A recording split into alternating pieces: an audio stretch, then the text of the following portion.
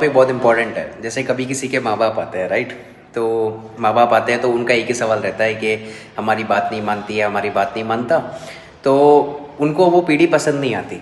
और ये बहुत आम और साधारण सी बात है कि एक पीढ़ी को दूसरी पीढ़ी पसंद नहीं आनी।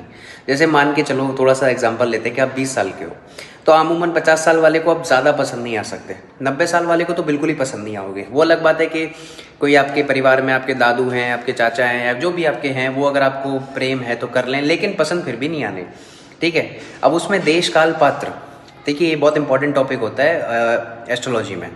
जैसे कि समझने की कोशिश करो कि अंक शास्त्र से समझाता हूँ। जैसे आप 2 नंबर को पैदा हो गए, वैसे ऐसे प्रेडिक्शन नहीं होगी, सिर्फ एग्जांपल के लिए कि आप 2 नंबर को पैदा हो गए। अब 2 नंबर का पैदा होने वाला कोई लड़का गांव में ही पैदा हो रहा है, ठीक है, किसी दूसरे अलग अलग स्टेट्स में पैदा हो रहे हैं, किसी दूसरी कंट्री में भी पैदा हो रहे हैं, है ना।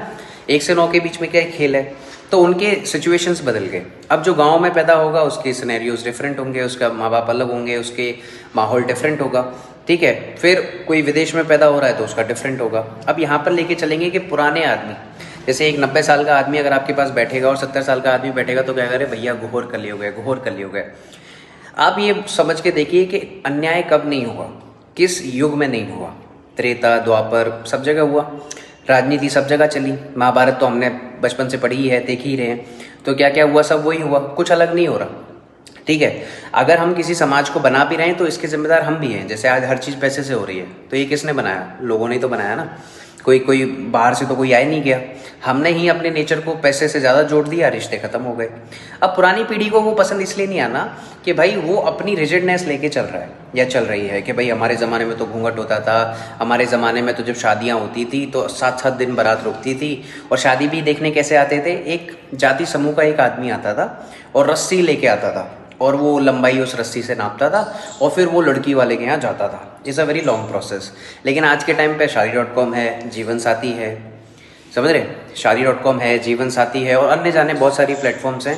अब कोई रस्सी लेके आपके पास आएगा तो आप बैठने नहीं दोगे, क्योंकि क्या पता चोर ही निकले, है ना। अब तो माहौल बदल गया, अब तो आप जा नहीं सकते।